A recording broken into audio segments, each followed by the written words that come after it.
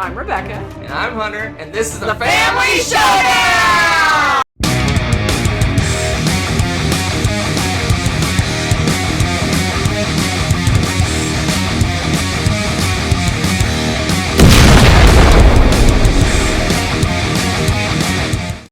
Hello and welcome back to my top 100 games of all time, the 2023 version. I'm here with fellow life adventurer Hunter, and we shall go over the level 90 to 81 today. Dun, dun, dun. Okay, it's probably one of the least anticipated chunks of the top 100, right? Am I right? Probably. But I will I'm say, excited. You should be. You know why? I call this one the mixed bag. I think that's going to be your entire list. You know what, shush you? Everything in your list. I have two that are new. Two new games. Two new. And there's some up flux, down flux, new stuff. I mean, variety. Mixed bag. It's greatness. So without further ado, let us dive right in. My number 90 was my 67 last year. I think it got punished just because we haven't had a chance to play it in a while. I bet it'll come back. It always does. Because it's the old... garbage. No, hardly. The tried and true, the Targi. Oh, Targi. It's kind of got some rejuvenation with the long-anticipated expansion. It came out like 4 years ago? Yeah, something like that. But the game itself came out like eons ago, and then they were like randomly one day, they're like, hey, how about an expansion? It was really interesting. So this is a fun, fairly meaty little two-player game. And you make a nice little grid on your board, and we each have two little people that we're going to place. And you put them on the edges of the border here. And where they intersect is where you get some stuff that are on the cards that are in this grid. And it may be that they are goods, or it might be like a set collection kind of thing. So it depends. There's two different kinds of cards that are in there. So in your player area, you have a couple things going on. You've got this really cool thing that's card placement instead of tile placement, and how you place them, what their neighbors are and stuff like that can kind of matter and build up some nice little chain of victory points and stuff. And then you also have things that you're buying and whatnot with your goods to get other victory points. And we're duking it out for the cool stuff in the middle of the board. There's rules with your placement. You can't, block it. You do block each other's path, but there's certain ways that you can lay your people across to get the items that you need and whatnot. It's pretty interesting. It's an hour-ish game. I'm trying to think of what else. It's pretty easy to pick up, I would say. It's standard Cosmos two-player games are all about an hour long. Yeah. Fairly easy to learn, but pretty meaty in terms of decision making and stuff like that. And the expansion is like more goodness in this realm without totally changing the game over. There's a little bit going on. There's another little area off to the side of the board with the expansion that you can go do stuff with if you're not liking what's on the main little tableau that you're putting out there. It's hard to say, this is like the most essential expansion, because it's not. The game Targi itself is really great. We loved the base game and played it for years, but the expansion was just bringing more of what we love into it. So for us that have played this so much, it was really fun to add the expansion, a little bit of variety to it. Not necessary, but really cool. So, very happy with that one. So where do you think this lands on my list? Not. It is on my list. Oh, it is? It is on my list. Wow. Okay, that makes me very happy to hear, because I love this game. Okay. Again, for just a little two-player game, that's pretty cool. 250, huh? Yep. Criminally low for this. It's alright. Yeah, shush. All right, you. So the next one is new to the list, and I don't actually have a copy here with us because we don't own this game. We don't own it. We don't. And that is the game of First Rat. First Rat. This made quite an impression. It was one of those games, as we're playing, I was like, wow, this is fun. I love this. Silly premise. These rats, they're building up their stuff and their technology, and they're going to the moon. And you're going along the path, and as you go, you're collecting or stealing things because you're a rat. And whether or not you get punished, there's ways to pay for this stuff to get it, or you could steal it if you just don't want to bother paying for it, and kind of have to pay a little penalty for that sometimes. But it does help speed things up if you're in a pinch. You need to get a certain bit of equipment and get through those things. And what's fun about this is as you're going through the path and you're moving along those, you're unlocking things as you go. If you're the first person across a certain threshold, you're getting victory points and you get to go. There's a bunch of different little placement spots off to the side where you get equipment for building your spaceship to get to go first, because you want to be the first rat to the moon, not just rat on the moon. You want to be the first rat. So you're going for that stuff, and you it kind of helps like build up your engine, because once you have your place on these different what would you call those little score sections? Tracks, maybe? Tracks. Yeah, it's kind of a track, kind of, because you're just kind of securing your spot. It's like, I have the, thrusters built. Boop, you put that in there, and then you get to another spot, and you're like, I have achievements or goals. I guess it'd be more of an achievement. I think you're right. It's kind of an unlocking an achievement. And once you get those, they kind of start to chain on each other, and you're getting all your resources. You got to get this little engine going. It's really fun. And you've also got multiple players that you have, so you need to be getting all of them to the end. So again, it's another one of those gambles. Do you want to go through the whole track and slowly build up your engine? Do you want to race through and steal some things along the way to speed it up, but you kind of get to start over? So you're slowing down where you're moving on the track, but you got resources a little more quickly. So there's that juggling with it where you want that to go. So I think it's probably close to an hour and a half game, if I remember correctly. It was pretty easy to pick up. We played it with 4 players, so that made it a little bit longer. But... Of course. It was really fun. I really enjoyed this movie. Yes, I enjoyed this movie a lot. It was a great movie. It would be a good movie. Actually, would be a funny little movie. A little runaway Ralph action. Yeah. Ralph S. Mouse goes to space. I love it. But yeah, it's a great game. It was really fun, and definitely wouldn't mind owning that bad boy. It was a good one. I did not realize you liked it as much as you did. It seemed like it was kind of I don't know. You didn't seem cuckoo for Cocoa Puffs over it, so. No, I don't know if you noticed. I kept saying, "Oh, this is really cute. This is fun." It would be on my list somewhere, not in the 100. I don't know where it would fall. Let me see. I'll give you. You look at your little estimate. Let's take a quick little look see and see where it might land. Yeah. Because it's just probably cute. In the 140s, 150s. That's impressive. Probably. That's impressive. I enjoyed it quite a bit. Yeah, it's a lot of fun. That was my 89 first rat. All right, my number 88 was my 60. I always think, these are going to settle. No, they keep going 80, 60, 60, 80. But they just kind of bounce back and forth. It just depends on the year, apparently. We played it 2 years ago. We haven't played it this year, so that probably might be it. Got punished because of that. Race for the Galaxy, a classic.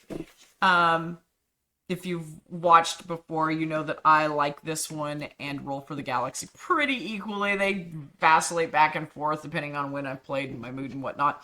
This is the card version of it, the original, and this is just, I don't know. The only thing that's tough with this game is there are so many icons to get used to, and if you're not used to a game with a lot of icons, that might be a detriment to wanting to play this game, because you look at it and you're like, what is this? And what does this mean? Fortunately for us, we've played it enough now that we pretty much remember all of them. We'll go back in and we can start and we'll look at it and look at a quick reference and we're fine. But it took a while to get to that point, to be fair, and it is a little bit annoying. But what you're doing is you've got these cards, and you've got 2 different types of cards. There's these planet cards, and then you've got like tech cards. The planets can build different resources and things for you to pick up and sell. And then the tech helps you kind of build up your engine and whatnot. And you want to get, I don't think they're called victory points. Yeah, are they just victory points? Mm-hmm. Okay. There's a pool of victory points depending on the player count that you have in the middle of the table. And once that's gone, it basically triggers the end of the game, but you can get more victory points. So you want to be collecting those as quickly as you can. Plus there's victory points on the cards based off of how difficult or amazing these planets and tech are that you got. So once you get all your total points and everything, that's the game. So much fun. I really like this one. And it's another half hour.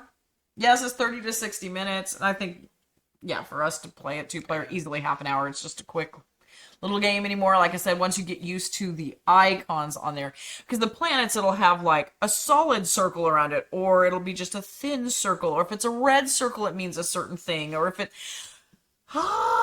can be a little frustrating to get used to be fair.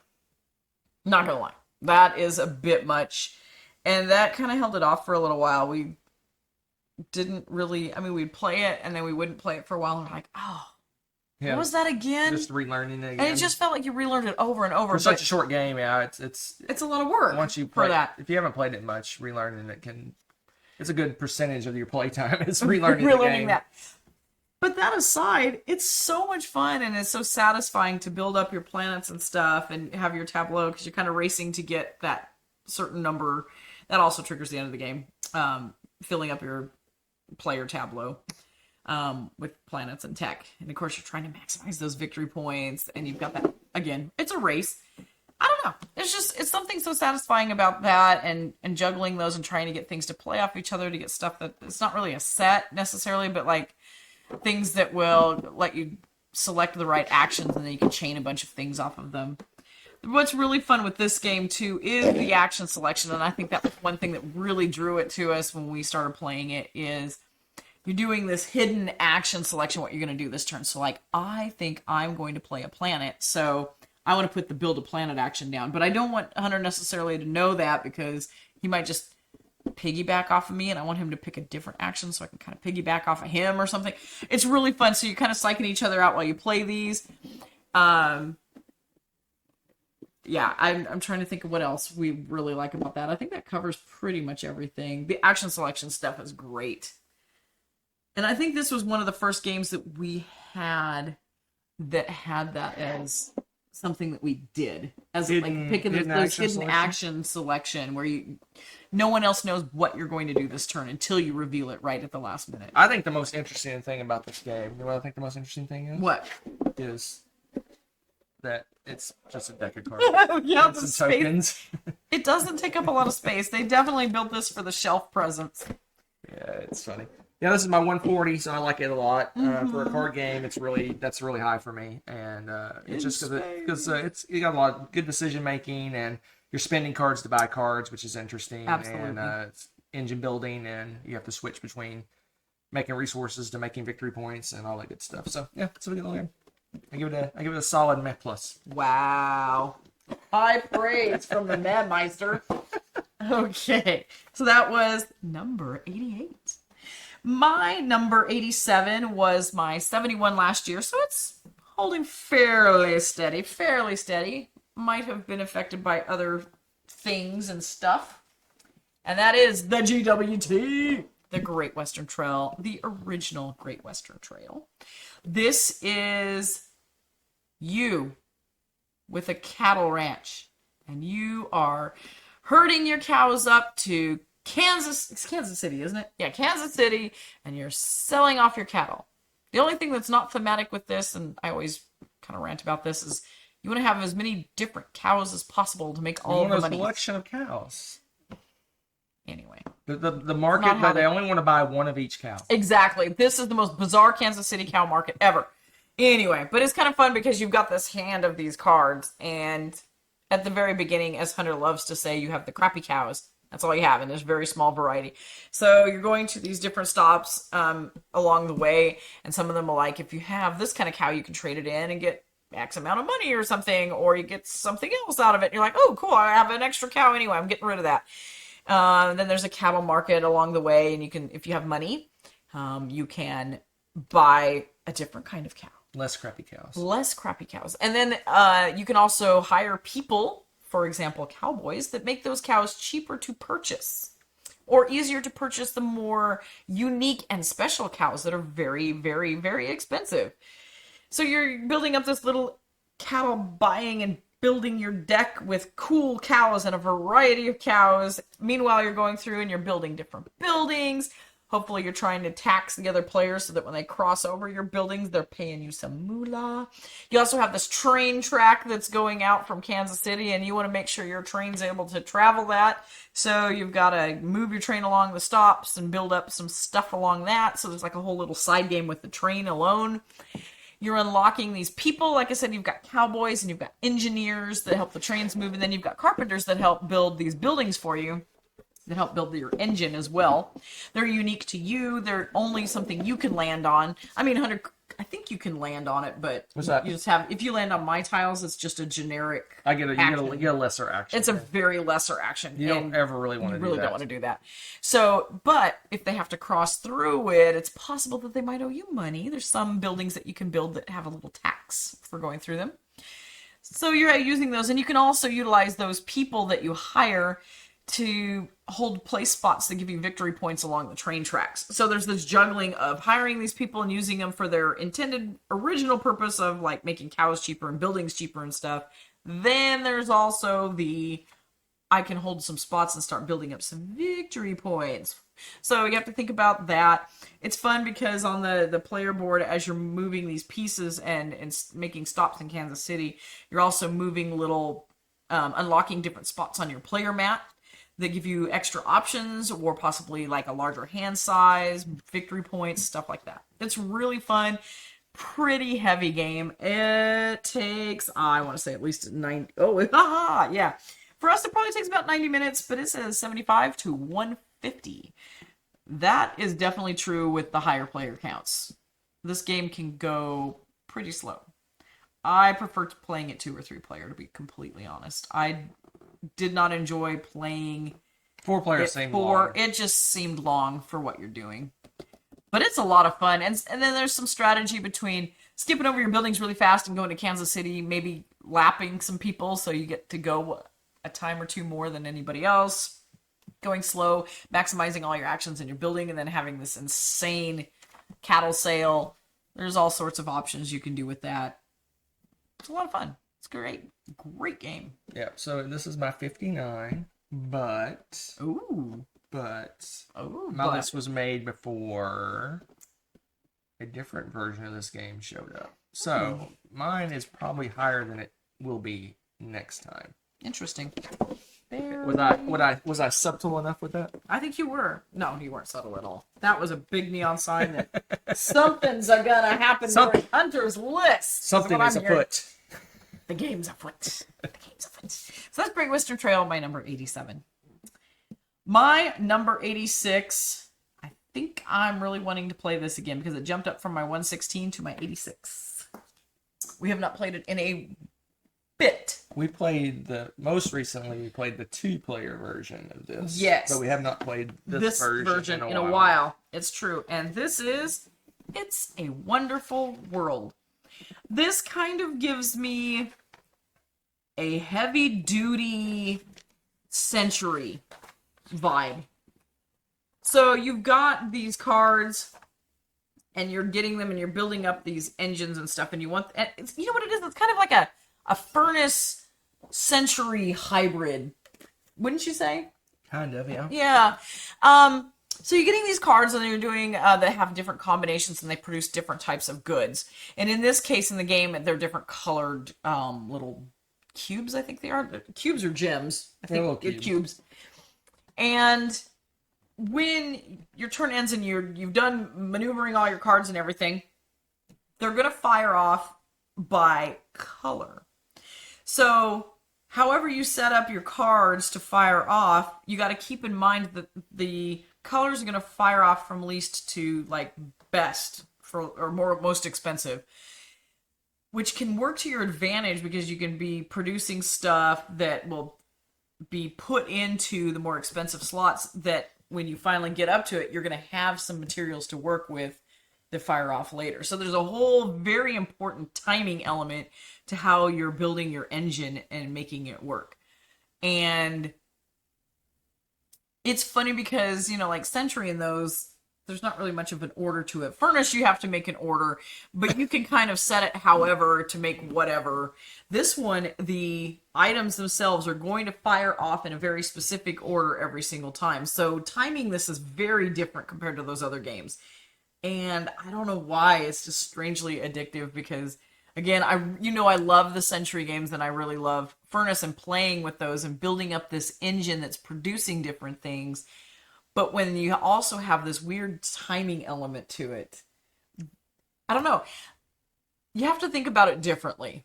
You have to plan for it differently. I almost feel almost loosey-goosey with Furnace because of that. Because it's, you can build this and then use those iron bars to do something else with it and keep going. Nope. Once you build iron bars in this game, for example, that is it for the turn. There's no building some more of them later. Nothing that is, happens once and at this time, and it's right before whatever's next is built. It's really cool. I really enjoyed the mechanism. I thought this played really smoothly, and I wouldn't mind playing it again right now, to be honest. It is, I'm looking to see what the time is on this one, 45 minutes. It's a pretty quick game.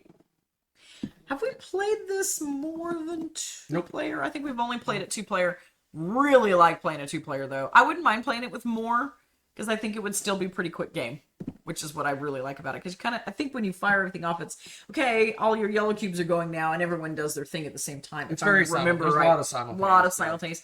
So it doesn't slow you down. It shouldn't slow you down too much with the larger player count. More players shouldn't change it too much. Yeah. Other than maybe AP type stuff going on. Yeah, but that's, that's not that big a deal. So I don't know. I really like that sort of game. So yeah, I view this one and the two-player one pretty much equally. That's fair. I know you didn't like the two-player at all. I didn't like it as much at all. It didn't feel as smooth as this does. I don't know why. 203. Oh wow. Okay. Given that this is a fairly, really one or two little mechanisms, Hunter, like the variety, that's pretty cool. So. Yeah. It's a fun little engine building game. It is. It's a great engine builder. This is another one I think the box, if I'm recalling correctly, it feels awfully light for what. Yeah. What is this giant box for, people? Look at this empty space. Expansions. No. We're going to say no to that. Although it also has a dice tower seal of excellence, which I agree with. Just saying. All right, peeps. So that is my number 86. It's a Wonderful World. Oh, Hunter's going to be sad about my number 85. It tanked. I don't know why it tanked. It went from 31 to 85 on my very whim. Whim, as it were. Whim away. Whim away. A whim away. Bad Company. Ugh. Oh, he's shaking his head. Which is funny. I absolutely I'm leaving the table. Oh, look at that. Pseudo live. So, lady has to interrupt in filming. She cannot stand it. So, Bad Company. This is a fun, fast 30 to 40 minute game. It's pretty quick. And you are a team of criminals. And you are splitting the loot that you are getting, your ill-gotten gains. And you're also collecting these resources. So there's a couple things going on. You're collecting resources to accomplish these heists or whatever. You're kind of collecting those cards. But you're also trying to escape the cops on the main board. So there's a little cop car that's going around, and you want to stay in front of it or you lose some victory points at the end.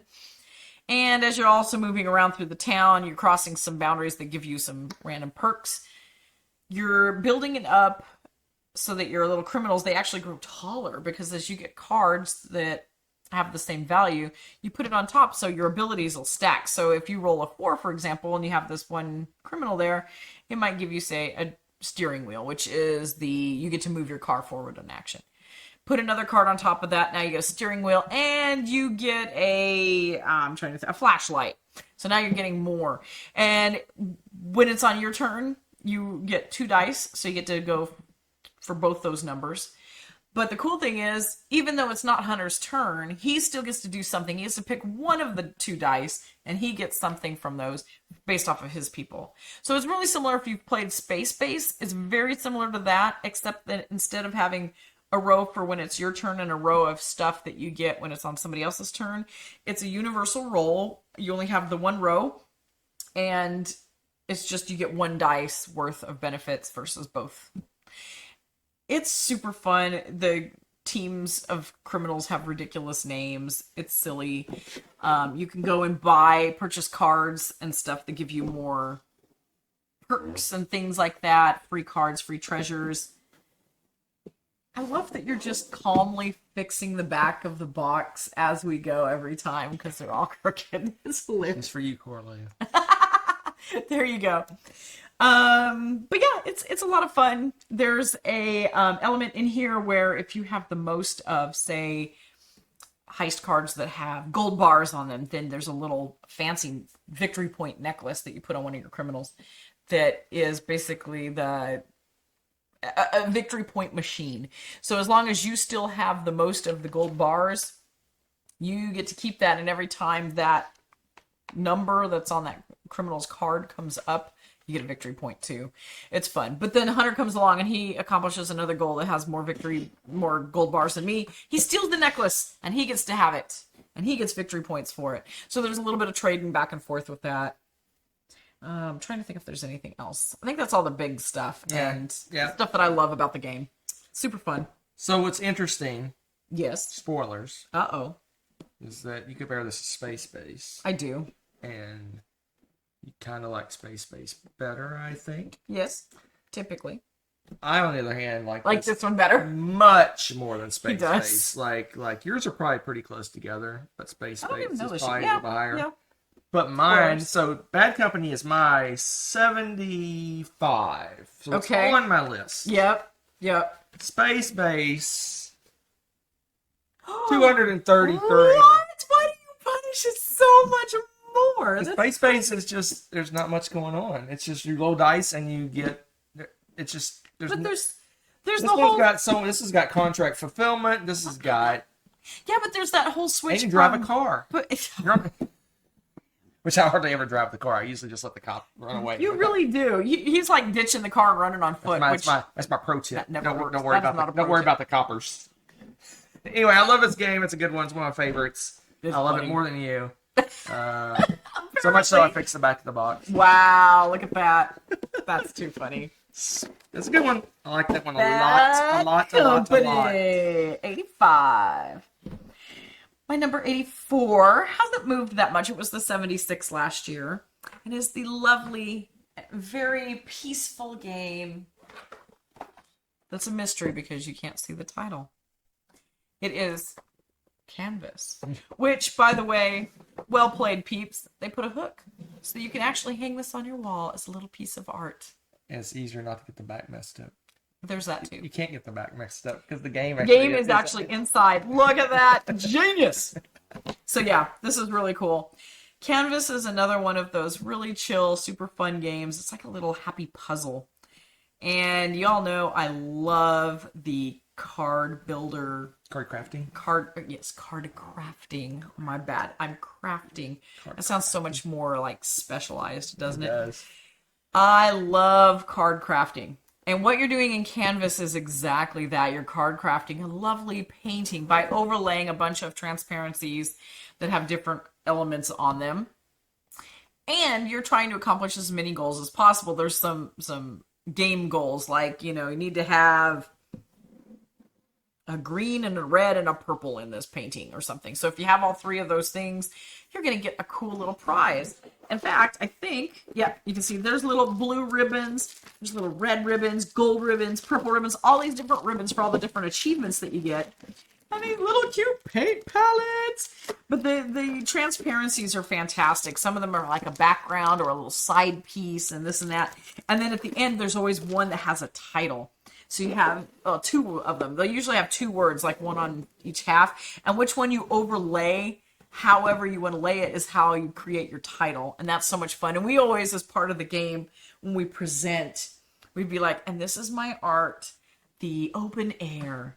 And it's about the sea at dawn. We make up some thing explaining it. Yes, there's an expansion. Yes, it's super fun. I like all of the things. And does it have, I'm trying to remember if it has a little easel, or was that part of Vassal's? That's Tom. That was Tom just being all fancy. Yeah. I want to get a little baby easel. Expansion. I think there is. Yeah.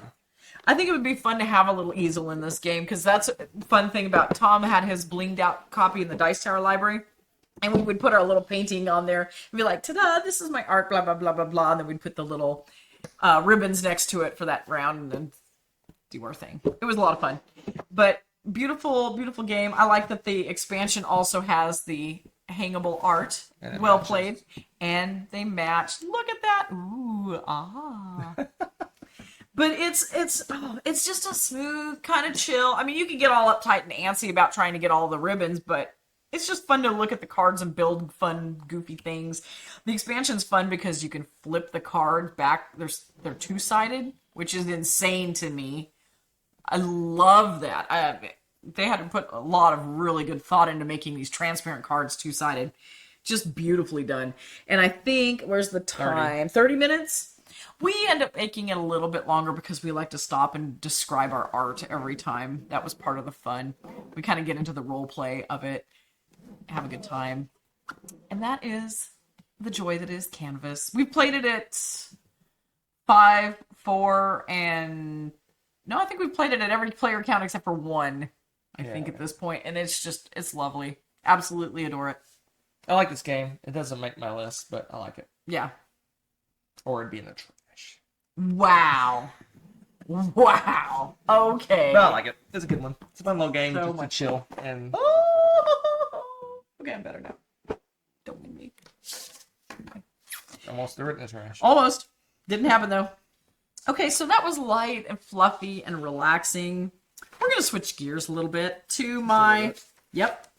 So, my number 83 has gone up. It was my 95.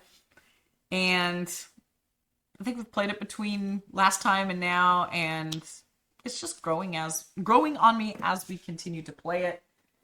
And of course, y'all know that... No, it originally was really high. Then it tanked, and now it's working its way back up again. Oh, yes, you would remember all of that because it crushed you. It did. On Mars. Okay, it is as heavy as this game box is big. Okay? It's a beast. But it's fantastic. So, it's a Lacerda game. If you didn't know that, that's one of the heaviest games out there. But...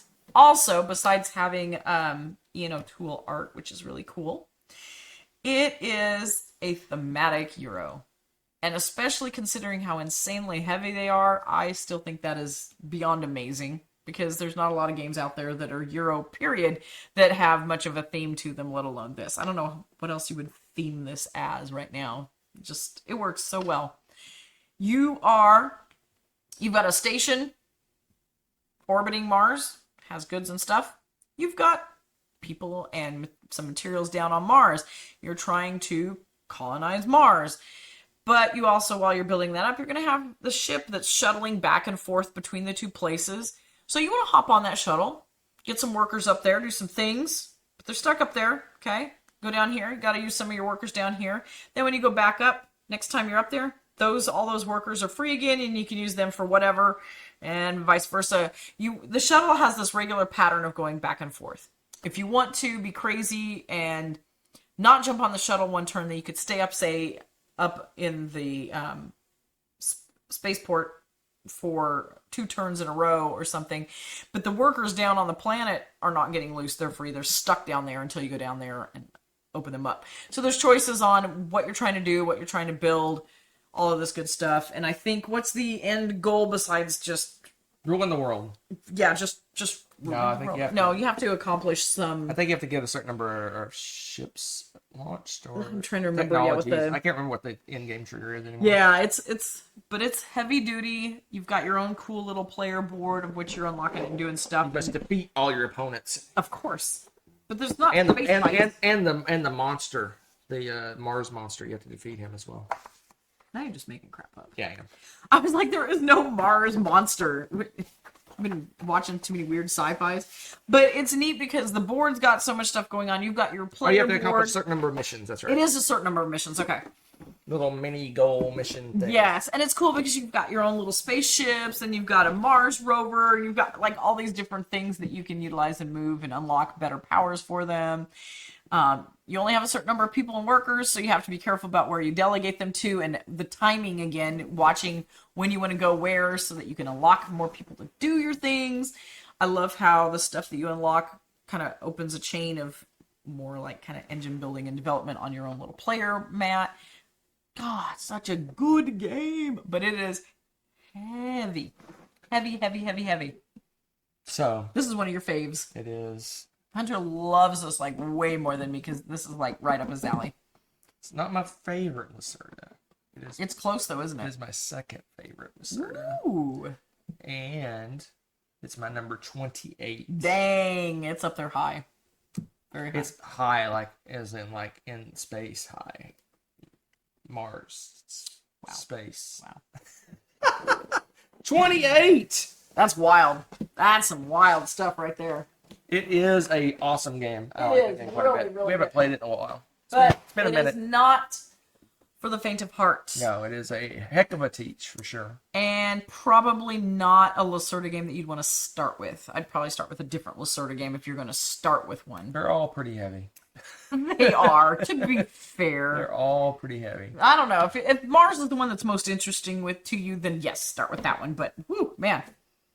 They're heavy. They're all heavy. Heavy games. All right, so that was my 83. My number 82 is creeping up my list. No, it's not. This one's new. I was looking at the wrong line. This one's new to my list. It is new. It is new, and I love it. We got this game, and it was just like insta enchanted with it. Nessa fell in love with it too. And it's just a really beautiful little game, and that is Aqua Garden. Oh my goodness.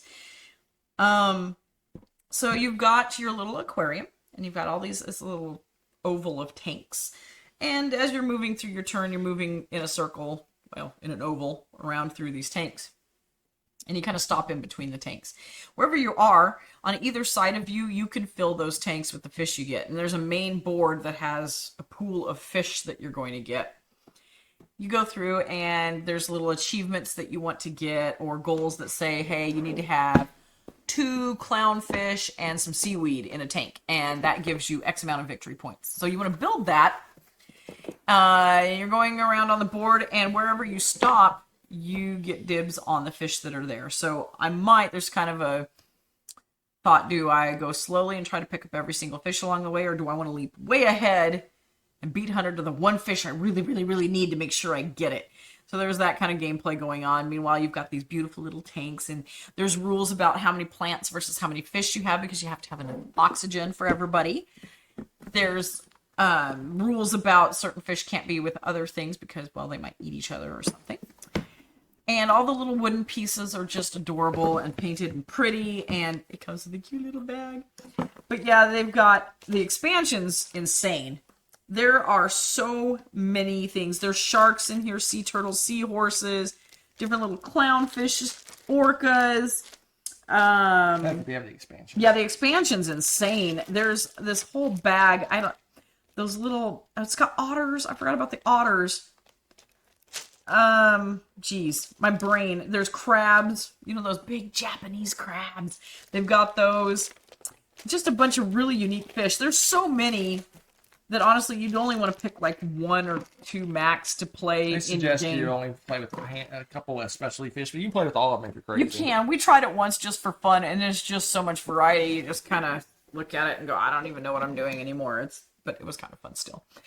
It's really pretty to look at. It's always one of those, you pull it out and everyone's like, ooh, what game is this? What are you playing? You know, and the combinations of it being kind of a race trying to get stuff, and you're also trying to build like a really pretty looking aquarium. I don't know, it's a fun balance. And it's not super long. Oh, everything's in Japanese. Oh, there it is. 40 to 60 minutes. Oh, definitely. And we've played this again, 2 and 3 players. 2 and 3. No, I think we have played it 4 player. Maybe. Yeah. So pretty much every player count, and it's about the same time, just maybe a little bit longer because, you know, you're not quite doing like simultaneous play or anything like that, but it moves pretty quickly. Yeah, beautiful. This one's not on my list. I don't know if it's not on my list because it's just not on my list, or if it's we hadn't played it when I made my list. I can't remember. I can't remember either. I want to say... played it about around the time I made my list. So I don't know if we played it yet I don't think we'd played it yet. But I do not know. If you have not seen this little gem, find it and play it. I think you'd really enjoy it. If you like games where you have a little bit of a, you're trying to build up some money and you're trying to do a little set collection thing and achievements. It's got the ratchet system. It has the ratchet movement system. Where you're picking the fish and stuff. You can go as far as you want, but you can't go backwards. Yeah. It's just beautiful. It's a charming game and I love it. It's alright. Shushu. It's alright. Okay, my number 81 has dropped a bit. It was number 54. I don't know. Maybe just because I hadn't played it a whole lot, and there's just a lot of new games. We just played it, but it was after you made your list, I think. Last time? Yeah. You just played it like a few days ago. Oh, yes. Oh, yeah, that was definitely after we made the list. Yeah. And it might have gone up a little bit, maybe. We'll see. Furnace. It's funny because we were just talking about that with It's a Wonderful World, and you can see why I love Furnace. And one of the main reasons I like it over something like It's a Wonderful World in particular is the bidding system for this. I usually hate bidding systems in games. This one is so cool. Instead of having to, you have hard-earned money or victory points and you have to bid with it and you lose that if you're not the winner, and even if you do, you have to pay and all that stuff. And it's just like, it takes a chunk out of you every time. These have set bidding chips. They do not change. You don't lose or gain anything by them. You simply use them to bid. Love. Why don't more games do that? I don't know. I love that. What's great, so you have these, there's like a 4, a 3, a 2, and a 1. So the 4 is your strongest bid. It's like bidding $4, say. And you want to put that on the card that you want.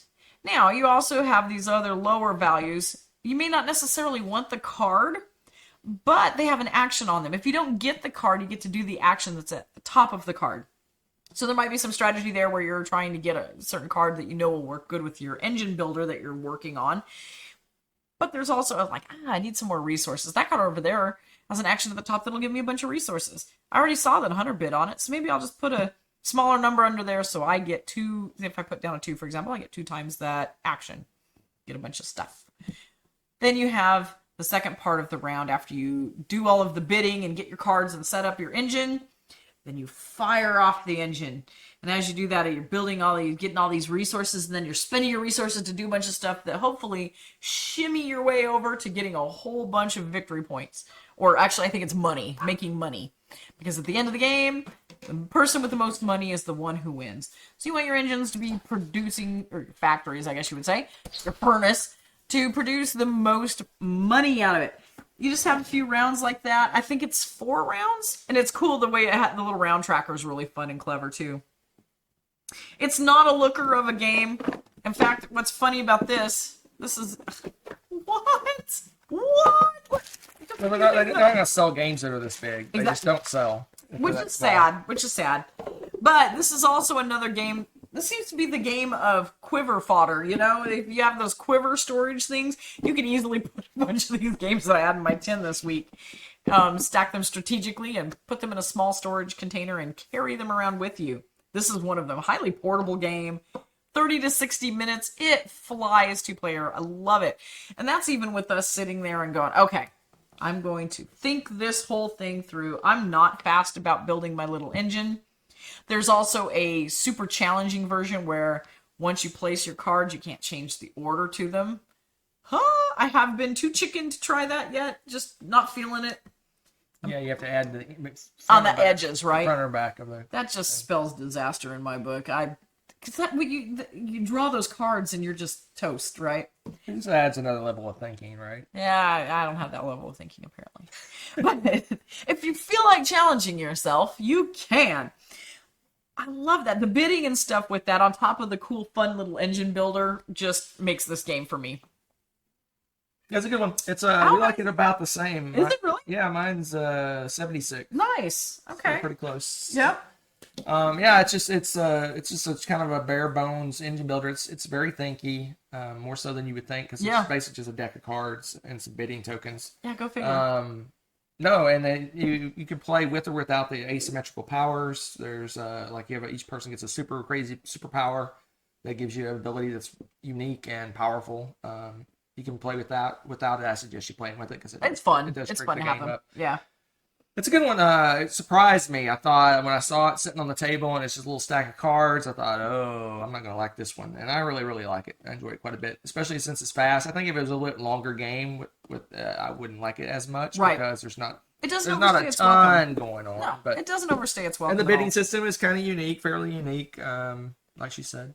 Yeah, it's a good little game. I'm actually kind of bummed because this got a lot of hype when it came out, and then it just sort of disappeared. And no, expansion just came out for it. Oh, did they? Yeah, okay, either good. recently came out or maybe out already for a while. I don't know. Oh, good. Okay. There was an expansion for it, so they're continuing. Oh, that good. That makes me happy. No, I don't necessarily want the expansion because I really like it as it is right now, but it makes me happy to hear that people are still giving this love because it is such a solid game.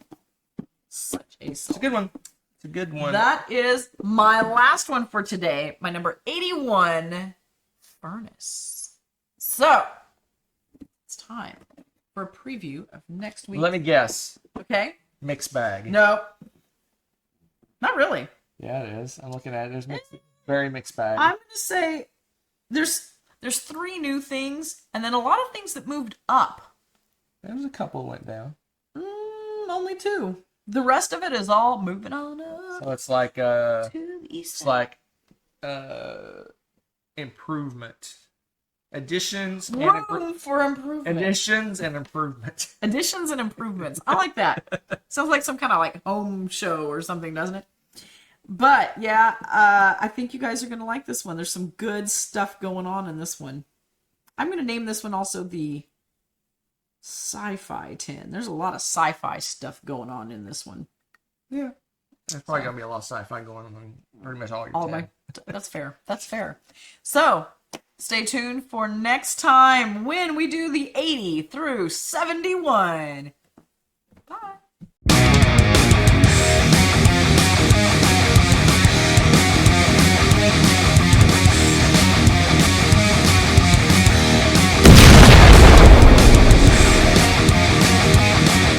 Thanks for watching. If you enjoyed this video, give it a like. Click subscribe to join our wonderful viewer community. Want to be notified when we upload a new video or go live? Click on the little bell below.